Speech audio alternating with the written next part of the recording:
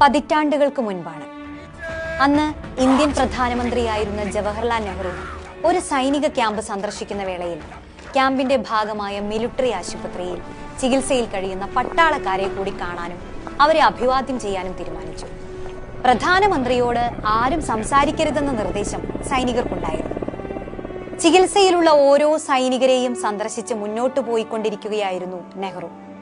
അതിനിടയിൽ ആശുപത്രിയിലെ ഒരു കട്ടിലിൽ നിന്ന് ഒരു യുവ സൈനികൻ പതിയെ തന്റെ ശബ്ദമുയർത്തി. ബഹുമാനപ്പെട്ട പ്രധാനമന്ത്രി, എനിക്ക് അങ്ങയോട് ഒരു കാര്യം സംസാരിക്കണം. ഒപ്പം നിന്നവർ തടുക്കാൻ ശ്രമിച്ചെങ്കിലും നെഹ്റുവിന്റെ അനുമതിയോടെ ആ യുവാവ് തന്റെ വിഷമം പങ്കുവച്ചു.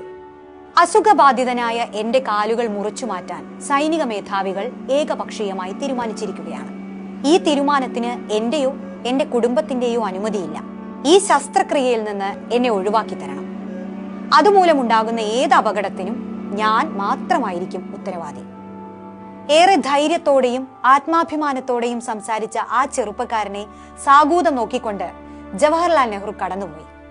അക്കാലത്ത് സൈനികരുടെ ചികിത്സയുമായി ബന്ധപ്പെട്ട കാര്യങ്ങൾ സൈനിക മേധാവികൾ തന്നെ തീരുമാനിക്കുന്ന വ്യവസ്ഥയായിരുന്നു നിലനിന്നത്.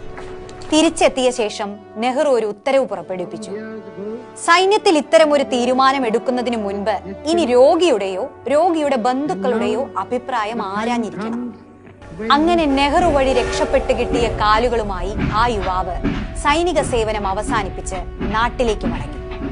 നാട്ടിൽ ചികിത്സ തുടർന്നു. അത്ഭുതകരമെന്നോണം കാല് മുറിച്ചു മാറ്റാതെ തന്നെ പതിയെ അയാളുടെ അസുഖം ഭേദമായി. ഒരിക്കൽ മുറിച്ചു മാറ്റാൻ ആവശ്യപ്പെട്ട കാലുകളുമായി അഭൂതപൂർവമായ ചുവടുകളോടെ അയാൾ ഒരു യുഗം തന്നെ നടന്നു തീർത്തു. മലയാള നാടക സിനിമാ രംഗത്ത് ആർക്കും മായ്ക്കാനാവാത്ത കാൽപ്പാടുകളാണ് അയാൾ പിന്നീട് സമ്മാനിച്ചത്.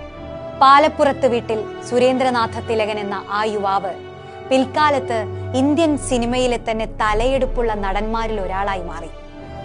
മലയാളത്തിന്റെ അഭിനയ സംസ്കൃതിക്ക് കാലാതീതമായ കാൽപ്പാടുകൾ സമ്മാനിച്ച നടന കലയുടെ പെരുന്തച്ഛൻ സാക്ഷാൽ തിലകൻ.